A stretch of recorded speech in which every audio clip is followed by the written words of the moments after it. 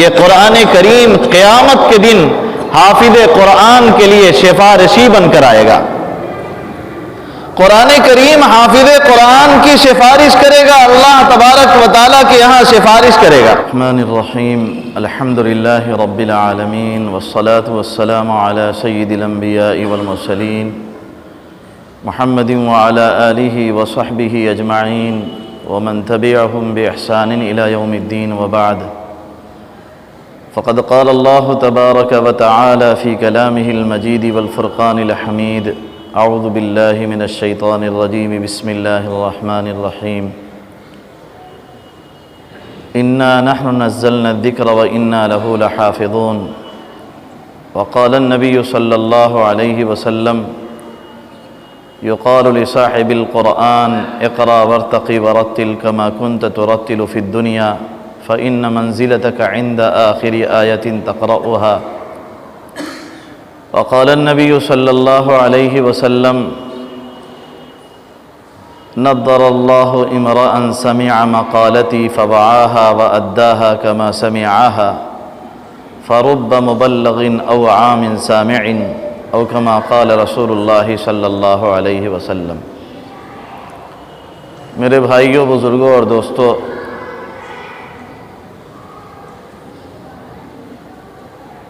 آج آپ کے جامعہ میں ایک تقریب منعقد ہو رہی ہے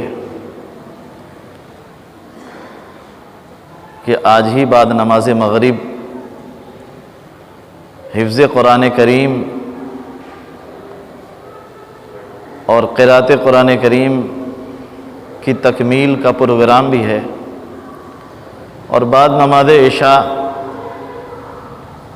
ختم بخاری شریف کی اہم تقریب ہو رہی ہے. اور خوشی کی بات یہ ہے کہ حضرت مولانا نعمت اللہ صاحب اعظمی محدث دارالعلوم دیوبند تشریف لا رہے ہیں. میں نے سوچا اسی مناسبت سے کچھ باتیں جو ہے کہی جائیں تاکہ دلوں میں جذبہ پیدا ہو، رغبت پیدا ہو، اور لوگ زیادہ سے زیادہ پروگرام میں آئیں، حصہ لیں اور زیادہ سے زیادہ استفادہ کرنے کی کوشش کریں. اللہ تبارک و تعالیٰ نے ہم سب کی ہدایت کے لیے ایک کتاب نازل فرمائی، جو کتاب بڑی عظیم کتاب ہے، جس کتاب میں کوئی شک نہیں ہے. ذالک الکتاب لا ریب فیہ. اللہ تعالیٰ نے ہمیں ایسی کتاب دیا جو شکوک و شبہات سے بالا تر ہے، جس کتاب کا پڑھنے والا متقی بن جاتا ہے، جس کتاب کے قاری کو ہدایت مل جاتی ہے، جس کتاب کو سیکھنے سے اللہ تبارک و تعالی دنیا میں بھی عزت عطا فرماتے ہیں اور آخرت میں بھی عزت عطا فرمائیں گے. جناب نبی کریم صلی اللہ علیہ وسلم نے ایک حدیث بیان فرمائی. آپ نے فرمایا کہ اللہ تبارک و تعالی کی تعظیم کا یہ بھی حصہ ہے کہ کسی بوڑھے سفید بال والے کی تعظیم کی جائے، اس کا اکرام کیا جائے. کوئی ضعیف آدمی ہے، کمزور ہے، بوڑھا ہو گیا، تو اس کی عزت کی جائے. اگر کسی نے کسی بوڑھے کی عزت کیا تو گویا اس نے اللہ تبارک و تعالیٰ کی تعظیم کیا. اور اسی حدیث میں جناب نبی کریم صلی اللہ علیہ وسلم نے فرمایا کہ اللہ تبارک و تعالیٰ کی تعظیم میں یہ بھی داخل ہے کہ کسی اللہ کی کتاب کے حافظ اور اللہ کی کتاب کے قاری کی تعظیم کی جائے، کہ اس نے اللہ کی کتاب کو اپنے سینے میں رکھا ہے، جگہ دیا ہے. اللہ تبارک و تعالیٰ کے فضل سے وہ حافظ قرآن بن گیا، عالم دین بن گیا، تو اس کی عزت کی جائے، اس کی تعظیم کی جائے. قرآن کریم کا حافظ بننا بہت بڑی نعمت ہے. اللہ تبارک و تعالیٰ نے دنیا کے نظام کو چلانے کے لیے دو نظام بنایا ہے. جب تک دنیا باقی رہے گی یہ دونوں نظام چلتا رہے گا. ایک مادی نظام ہے اور ایک روحانی نظام ہے. زمین پہ بارش کے قطرے اترتے ہیں، پیداوار ہوتی ہے، اناج نکلتے ہیں، کھیتیاں ہوتی ہیں، کھیت لہلہاتے ہیں، اور انسانوں کے لیے کھانے پینے کی اشیاء جو ہے میسر آ جاتی ہیں. یہ دنیا کا ایک مادی نظام ہے کہ چیزیں پیدا ہوتی رہیں اور انسان کھاتے پیتے رہیں، کاروبار چلتے رہیں، مارکیٹ چلتی رہے، رزق کی فراوانی ہو، لوگوں کھانے پینے میں دقت نہ ہو. اور دوسرا نظام روحانی نظام ہے. روحانی نظام کی بقا کے لیے اللہ تبارک و تعالیٰ نے حضرات انبیاء کرام علیہم السلام کو دنیا میں بھیجا تھا. کسی بھی نبی نے مادیت کی ترغیب نہیں دیا کہ تم بہت زیادہ پیسے کما لو، بہت دولت مند بن جاؤ. ہر نبی کی محنت یہ تھی کہ اللہ تبارک و تعالیٰ سے آپ کا رشتہ مضبوط جڑ جائے، انسان بندوں کی غلامی سے نکل کر اللہ تبارک و تعالیٰ کی غلامی میں آ جائیں. من جور الادیان الی عدل الاسلام، دیگر مذاہب میں جو ظلم ہیں اس ظلم سے نکل کر انسان اسلام کے عدل و انصاف کے دامن میں آ جائے. یہی محنت تمام انبیاء کرام علیہم السلام نے کی، اور ان کی محنت کے نتیجے میں اللہ تبارک و تعالیٰ نے دنیا کے اندر عدل و انصاف کا ایک نظام چلایا، عدل و انصاف کا بول بالا ہوا. اور انسانوں کی رہنمائی کے لیے اللہ تبارک و تعالیٰ نے ہر زمانے میں پیغمبروں کو کتاب عطا فرمائی. سب سے آخر میں ہم سب کے آقا سیدنا محمد رسول اللہ صلی اللہ علیہ وسلم کو ایک عظیم کتاب عطا فرمائی.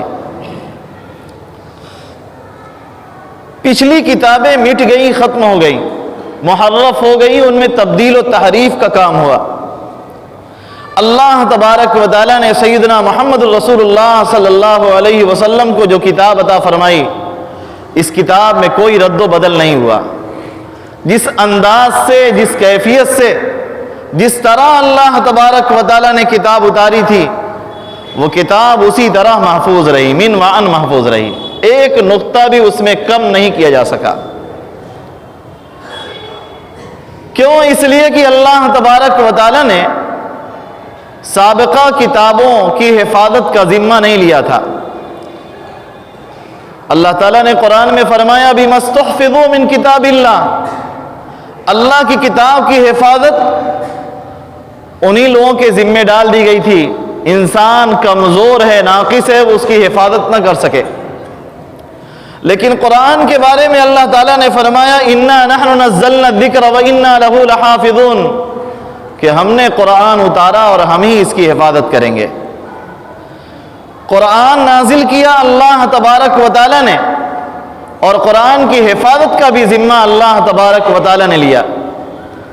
لہذا جو سینے قرآن کی حفاظت کے لیے تیار کیے گئے وہ من جانب اللہ تیار کیے جاتے ہیں.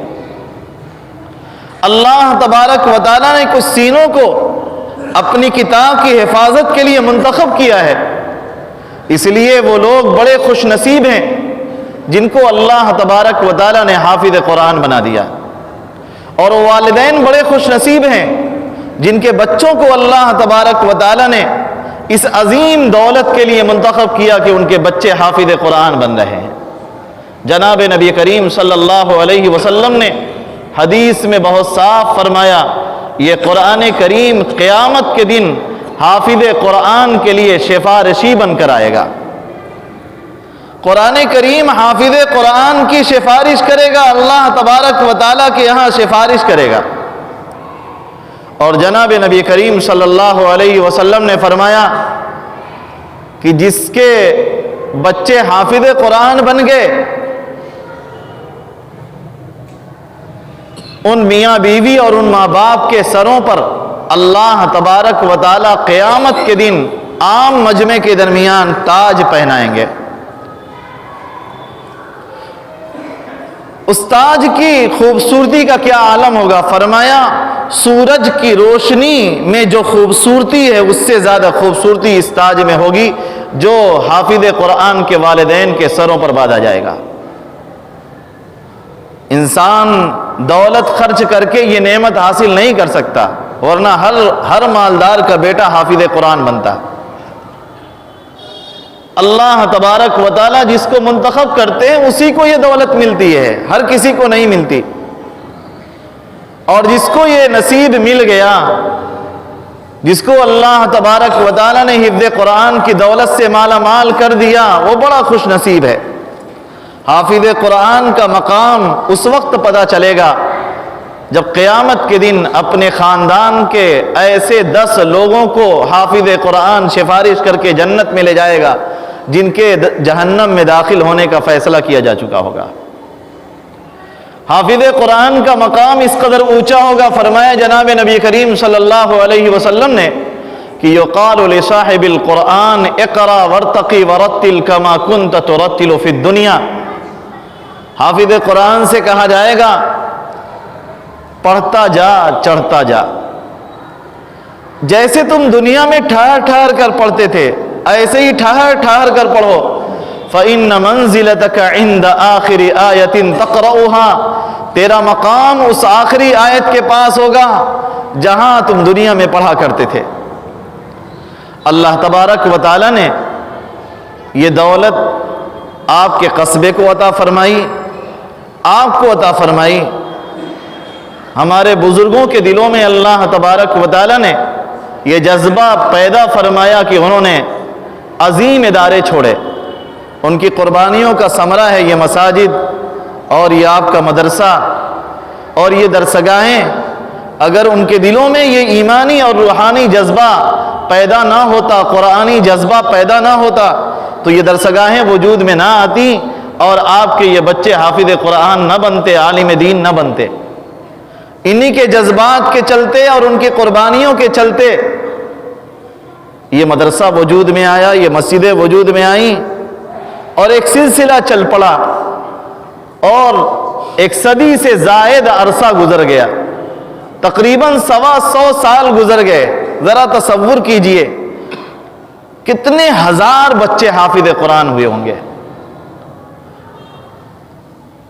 اور کس قدر بڑی تعداد قاری قرآن بنی ہوگی اور کتنے بچے عالم دین بنے، اور پھر یہ جہاں جہاں پورے ہندوستان میں پھیلے وہاں بھی دین کی تعلیم کا یہ سلسلہ جاری ہوا۔ میرے ایک دوست کہنے لگے میں جزیرہ انڈمان نکوبار گیا،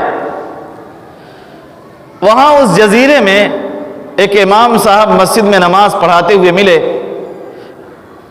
ملاقات ہوئی، علیک سلیک کے بعد میں نے ان سے پوچھا آپ نے کہاں تعلیم حاصل کی؟ کہنے لگے جامعہ عربیہ حیال مبارک پور سے میں پڑھ کر آیا ہوں۔ تو کہاں کہاں لوگ پوری دنیا میں مختلف خطوں میں پھیلے اور ان کے ذریعے سے اللہ تبارک و تعالی نے دین کی اشاعت کا ہر جگہ کام لیا، تو ہر جگہ وہ فیض احیاء العلوم کا ہی جاری ہے۔ جہاں دنیا میں بہت سارے مدارس دین کی عظیم خدمات انجام دے رہے ہیں، آپ کے ادارے کی خدمات بھی ہمیشہ زرعی حروف سے لکھی گئی ہیں اور لوگوں نے بڑی قربانیاں دی ہیں اس ادارے کو چلانے کے لیے اور آج بھی دے رہے ہیں الحمدللہ۔ آج صورتحال یہ ہے کہ چندہ تو بڑی سہولت سے مل جاتا ہے الحمدللہ اور بہت اچھا دے دیتے ہیں لوگ۔ کسی کے دروازے پر چلے جائیے خالی ہاتھ کوئی لوٹاتا نہیں ہے۔ جو اللہ تبارک و تعالیٰ نے اس کو حیثیت دیا ہے اپنی حیثیت کے مطابق اپنے ادارے کو دینے کی بھرپور کوشش کرتا ہے،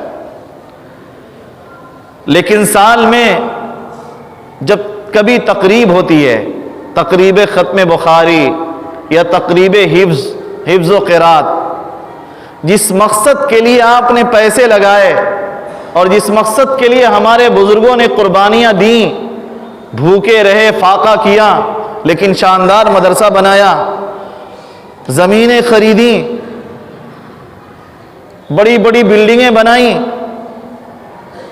اچھے مدرسین کا انتخاب کیا، اپنا دن و رات ایک کیا، اپنا سب کچھ لگایا، مقصد یہی تھا ہمارے بچے حافظ قرآن بنے، مقصد یہی تھا کہ ہمارے بچے عالم دین بنے، قاری قرآن بنے، دین کے داعی اور شیدائی بنے، دین مبارک پور میں زندہ رہے، تابندہ رہے۔ اسی مقصد کے لیے یہ ساری قربانیاں دی گئیں۔ سال کے آخر میں جب تقریب ہوتی ہے، اس تقریب میں لوگوں کی آمد کم ہوتی ہے۔ آج بھی پیسہ دے رہے ہیں، قربانی دے رہے ہیں، مال و زر لگانے کا جذبہ آج بھی موجود ہے، لیکن کیا وجہ ہے کہ سال میں ایک مرتبہ جب دعوت دی جاتی ہے، بلایا جاتا ہے، تو لوگوں کے پاس وقت نہیں ہوتا، ان کی مصروفیات انہیں اجازت نہیں دیتی کہ اپنے اوقات کو فارغ کریں اور مجلس میں شرکت کر کے اپنے مقاصد کی تکمیل کے حصے دار بن جائیں، اپنے بچوں کی حوصلہ افزائی کریں۔ یہ نظریہ زیادہ دنوں سے میں دیکھ رہا ہوں کمزور پڑتا جا رہا ہے۔ اس کی اصلاح کی ضرورت ہے، اس پہ نظر ثانی کی ضرورت ہے، اس پہ غور کرنے کی ضرورت ہے کہ ہماری دنیا میں جتنا بھی ہمارا مقصد ہو سکتا ہے، ہم کوئی بھی کام کریں،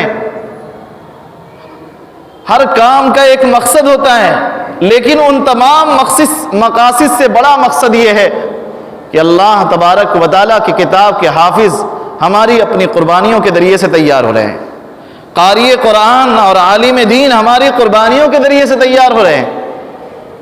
اس لیے ہمیں بھی اس میں بڑھ چڑھ کر حصہ لینا چاہیے اور اپنے اوقات کو فارغ کرنا چاہیے، وقت نکال کر ایسی مجلسوں میں خوب پہنچنا چاہیے اور ان دعاؤں میں ضرور شریک ہونا چاہیے، کیا پتہ اسی مجلس میں اللہ تبارک و تعالی ہماری مغفرت فرما دے۔ کہ ختم قرآن کی مجلس میں جو دعائیں مانگی جاتی ہیں اس وقت دعائیں قبول ہوتی ہیں، صحیح بخاری کی تکمیل کے وقت جو دعائیں کی جاتی ہیں اللہ تبارک و تعالی ان دعاؤں کو قبول فرماتے ہیں۔ بزرگوں کی بشارتیں ہیں کہ صحیح بخاری کی تکمیل کے وقت دعائیں قبول ہوتی ہیں۔ ہمیں ایسی مجالس کا انتظار کرنا چاہیے اور کہیں پر اگر یہ سلسلہ ہو رہا ہے تو اس میں بڑھ چڑھ کر حصہ لینا چاہیے۔ جناب نبی کریم صلی اللہ علیہ وسلم نے ایک حدیث میں ارشاد فرمایا، نضر اللہ امرأ سمع مقالتی فوعاها واداها کما سمعها۔ اللہ تبارک و تعالی اس چہرے کو تر و تازہ فرمائے۔ کون دعا دے رہے ہیں؟ جناب نبی کریم صلی اللہ علیہ وسلم۔ نضر اللہ امرأ، اللہ تبارک و تعالی اس آدمی کے چہرے کو تر و تازہ فرمائے، سمع مقالتی، جس نے میری حدیث سنا، فوعاها، اس حدیث کو یاد کیا، واداها کما سمعها، اور جس طرح سے سنا ہے بعد والوں تک اسی طریقے سے پہنچا دیا۔ فرب مبلغ او عام سامع، بعض شاگرد استاد سے بھی زیادہ یاد کرنے والے ہوتے ہیں۔ آج تقریباً 47 بچے حفظ قرأت قرآن بخاری شریف کی تکمیل کر رہے ہیں عشاء کی نماز کے بعد، اور دارالعلوم کے سب سے بڑے محدث حضرت مولانا نعمت اللہ صاحب اعظمی تشریف لا رہے ہیں، 1-2 گھنٹے کے اندر انشاءاللہ مبارک پور آ جائیں گے۔ میری آپ سے درخواست ہے کہ مغرب کے بعد جو پروگرام ہے، جو تقریب ہے، اس میں بھی حصہ لیں، اور عشاء کے بعد جو تقریب ہے اس میں بھی حصہ لیں۔ تقریباً 10 بجے تک انشاءاللہ پروگرام چلے گا، اس کے بعد دعا ہو جائے گی، اور دعا کر کے پھر اپنے گھروں کو جائیں، اپنے اوقات کو فارغ کریں، مغرب کے وقت کی نماز یہی مسجد میں آ کر ادا کریں اور پروگرام میں مکمل طریقے سے حصہ لیں۔ کہ مدارس کے بنانے کا مقصد یہی تھا کہ بچے جو ہے عالم دین بنے، حافظ قرآن بنے، قاری قرآن بنے۔ وہ دولت ہمیں مل رہی ہے تو ہمیں چاہیے کہ اس دولت کو ہاتھوں ہاتھ لیں اور اللہ تبارک و تعالیٰ سے دعا بھی کریں کہ اللہ تبارک و تعالیٰ اس سلسلے کو تا قیامت جاری رکھیں، باقی رکھیں، ادارہ ترقی کرے، لوگ اسی طریقے سے علم دین حاصل کرتے رہیں، اور اپنے اندر بھی جذبہ پیدا کریں کہ ہر گھر سے کم از کم ایک بچہ حافظ قرآن بن جائے، ہر گھر سے ایک بچہ عالم دین بن جائے۔ بہت ساری ڈگریاں دلانے کا ہمارے پاس جذبہ تو ہوتا ہے، لیکن حافظ قرآن بنانے کا، عالم دین بنانے کا جذبہ کم ہوتا ہے۔ لوگ سوچتے ہیں بیٹا کھائے گا کیا؟ کھلانے کا ذمہ ہمارے ذمہ نہیں ہے، اللہ تبارک و تعالیٰ کے ذمہ ہے۔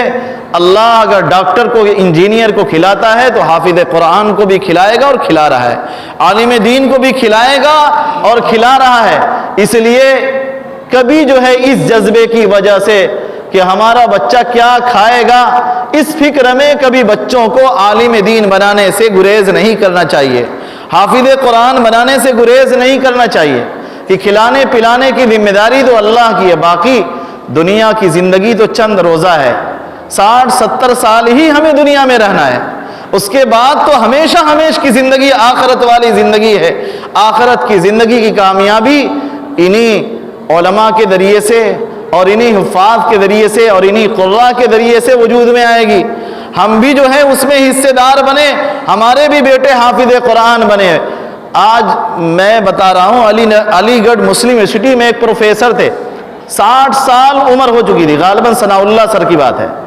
60 سال کی عمر میں ان کو جذبہ پیدا ہوا کہ میں حافظ قرآن بن جاؤں۔ 60 سال کی عمر میں انہوں نے قرآن کریم حفظ کیا۔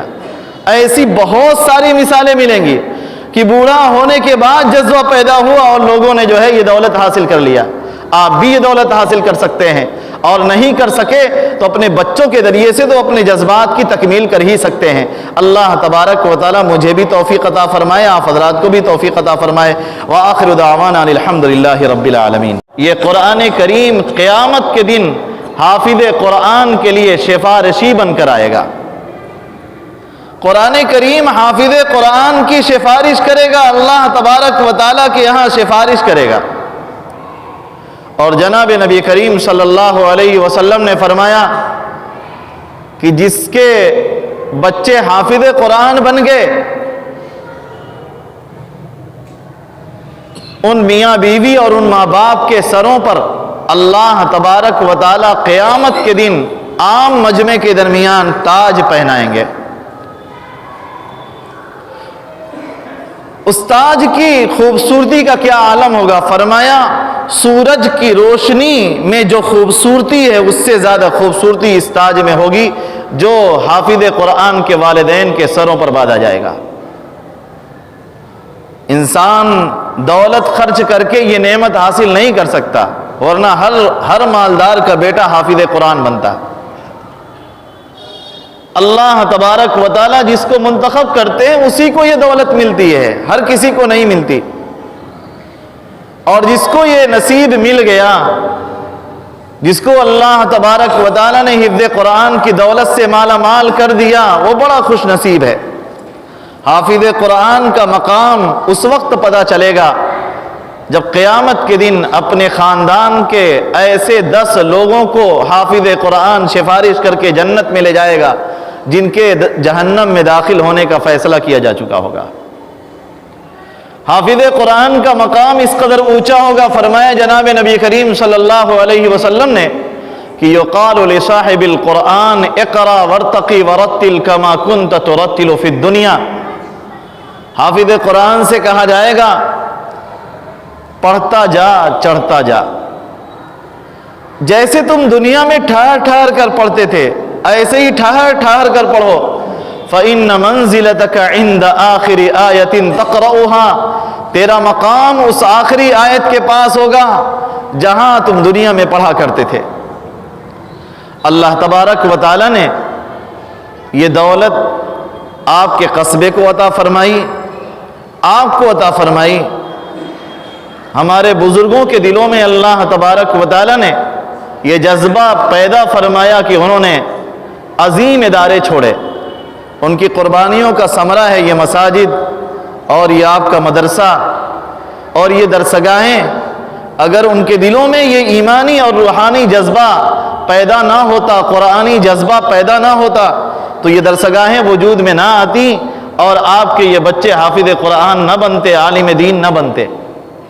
انہی کے جذبات کے چلتے اور ان کی قربانیوں کے چلتے یہ مدرسہ وجود میں آیا، یہ مسجدیں وجود میں آئیں اور ایک سلسلہ چل پڑا، اور ایک صدی سے زائد عرصہ گزر گیا، تقریباً 125 سال گزر گئے۔ ذرا تصور کیجئے کتنے ہزار بچے حافظ قرآن ہوئے ہوں گے، اور کس قدر بڑی تعداد قاری قرآن بنی ہوگی، اور کتنے بچے عالم دین بنے، اور پھر یہ جہاں جہاں پورے ہندوستان میں پھیلے وہاں بھی دین کی تعلیم کا یہ سلسلہ جاری ہوا۔ میرے ایک دوست کہنے لگے میں جزیرہ انڈمان نکوبار گیا، وہاں اس جزیرے میں ایک امام صاحب مسجد میں نماز پڑھاتے ہوئے ملے، ملاقات ہوئی، علیک سلیک کے بعد میں نے ان سے پوچھا آپ نے کہاں تعلیم حاصل کی؟ کہنے لگے جامعہ عربیہ حیال مبارک پور سے میں پڑھ کر آیا ہوں۔ تو کہاں کہاں لوگ پوری دنیا میں مختلف خطوں میں پھیلے، اور ان کے ذریعے سے اللہ تبارک و تعالیٰ نے دین کی اشاعت کا ہر جگہ کام لیا، تو ہر جگہ وہ فیض احیاء العلوم کا ہی جاری ہے۔ جہاں دنیا میں بہت سارے مدارس دین کی عظیم خدمات انجام دے رہے ہیں، آپ کے ادارے کی خدمات بھی ہمیشہ زرعی حروف سے لکھی گئی ہیں، اور لوگوں نے بڑی قربانیاں دی ہیں اس ادارے کو چلانے کے لیے، اور آج بھی دے رہے ہیں الحمدللہ۔ آج صورتحال یہ ہے کہ چندہ تو بڑی سہولت سے مل جاتا ہے الحمدللہ، اور بہت اچھا دے دیتے ہیں لوگ۔ کسی کے دروازے پر چلے جائیے خالی ہاتھ کوئی لوٹاتا نہیں ہے۔ جو اللہ تبارک و تعالیٰ نے اس کو حیثیت دیا ہے، اپنی حیثیت کے مطابق اپنے ادارے کو دینے کی بھرپور کوشش کرتا ہے۔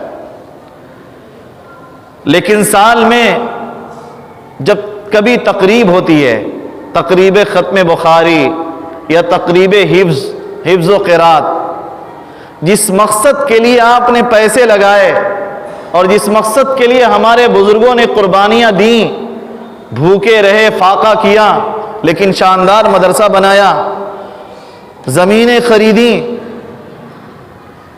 بڑی بڑی بلڈنگیں بنائیں،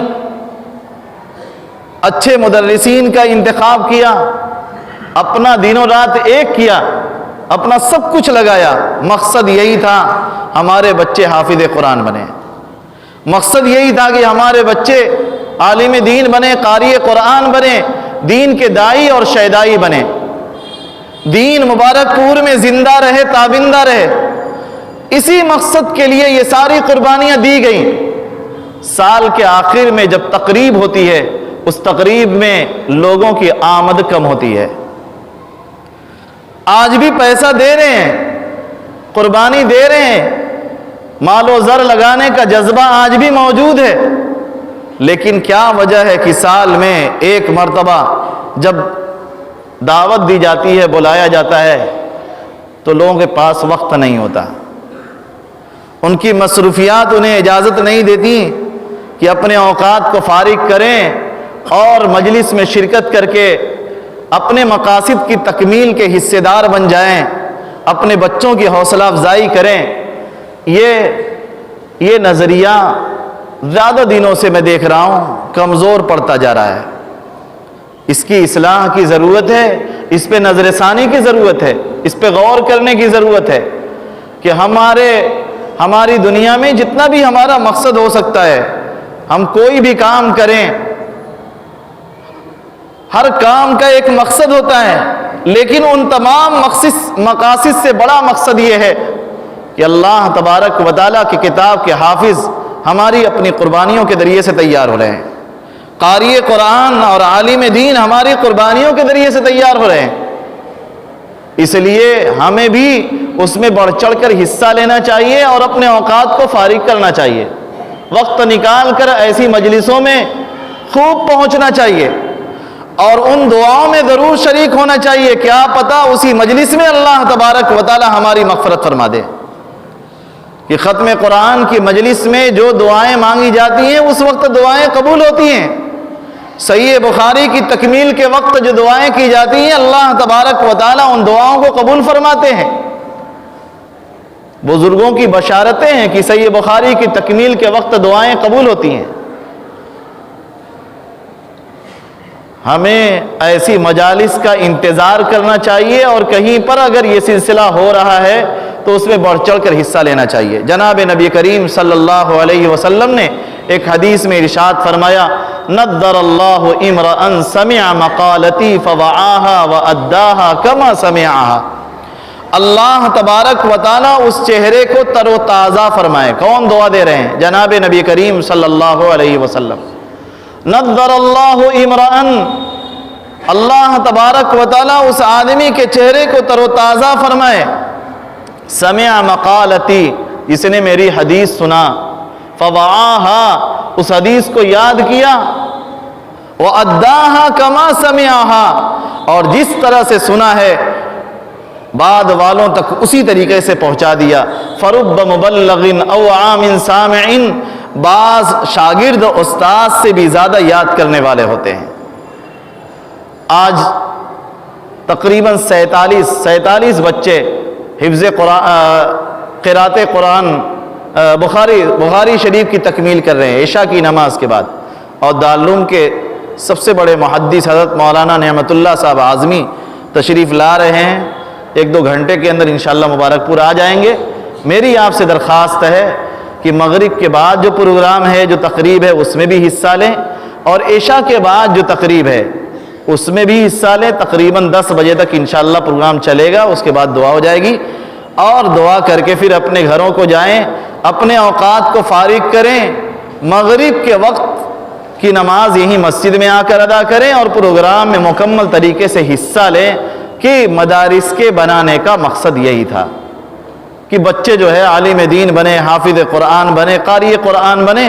وہ دولت ہمیں مل رہی ہے تو ہمیں چاہیے کہ اس دولت کو ہاتھوں ہاتھ لیں، اور اللہ تبارک و تعالیٰ سے دعا بھی کریں کہ اللہ تبارک و تعالیٰ اس سلسلے کو تا قیامت جاری رکھیں، باقی رکھیں، ادارہ ترقی کرے، لوگ اسی طریقے سے علم دین حاصل کرتے رہیں، اور اپنے اندر بھی جذبہ پیدا کریں کہ ہر گھر سے کم از کم ایک بچہ حافظ قرآن بن جائے، ہر گھر سے ایک بچہ عالم دین بن جائے۔ بہت ساری ڈگریاں دلانے کا ہمارے پاس جذبہ تو ہوتا ہے، لیکن حافظ قرآن بنانے کا، عالم دین بنانے کا جذبہ کم ہوتا ہے۔ لوگ سوچتے ہیں بیٹا کھائے گا کیا؟ کھلانے کا ذمہ ہمارے ذمہ نہیں ہے، اللہ تبارک و تعالیٰ کے ذمہ ہے۔ اللہ اگر ڈاکٹر کو، انجینئر کو کھلاتا ہے تو حافظ قرآن کو بھی کھلائے گا، اور کھلا رہا ہے، عالم دین کو بھی کھلائے گا اور کھلا رہا ہے۔ اس لیے کبھی جو ہے اس جذبے کی وجہ سے کہ ہمارا بچہ کیا کھائے گا، اس فکر میں کبھی بچوں کو عالم دین بنانے سے گریز نہیں کرنا چاہیے، حافظ قرآن بنانے سے گریز نہیں کرنا چاہیے، کہ کھلانے پلانے کی ذمہ داری تو اللہ کی ہے، باقی دنیا کی زندگی تو چند روزہ ہے، 60-70 سال ہی ہمیں دنیا میں رہنا ہے، اس کے بعد تو ہمیشہ کی زندگی آخرت والی زندگی ہے۔ آخرت کی زندگی کی کامیابی انہی علماء کے ذریعے سے، اور انہی حفاظ کے ذریعے سے، اور انہی قراء کے ذریعے سے وجود میں آئے گی۔ ہم بھی جو ہے اس میں حصے دار بنے، ہمارے بھی بیٹے حافظ قرآن بنے۔ آج میں بتا رہا ہوں، علی گڑھ مسلم یونیورسٹی میں ایک پروفیسر تھے، 60 سال عمر ہو چکی تھی، غالباً ثناء اللہ سر کی بات ہے۔ 60 سال کی عمر میں ان کو جذبہ پیدا ہوا کہ میں حافظ قرآن بن جاؤں۔ 60 سال کی عمر میں انہوں نے قرآن کریم حفظ کیا۔ ایسی بہت ساری مثالیں ملیں گی کہ بوڑھا ہونے کے بعد جذبہ پیدا ہوا اور لوگوں نے جو ہے یہ دولت حاصل کر لیا۔ آپ بھی یہ دولت حاصل کر سکتے ہیں، اور نہیں کر سکے تو اپنے بچوں کے ذریعے سے تو اپنے جذبات کی تکمیل کر ہی سکتے ہیں۔ اللہ تبارک و تعالی مجھے بھی توفیق عطا فرمائے، آپ حضرات کو بھی توفیق عطا فرمائے۔ وآخر دعوانا الحمدللہ رب العالمین۔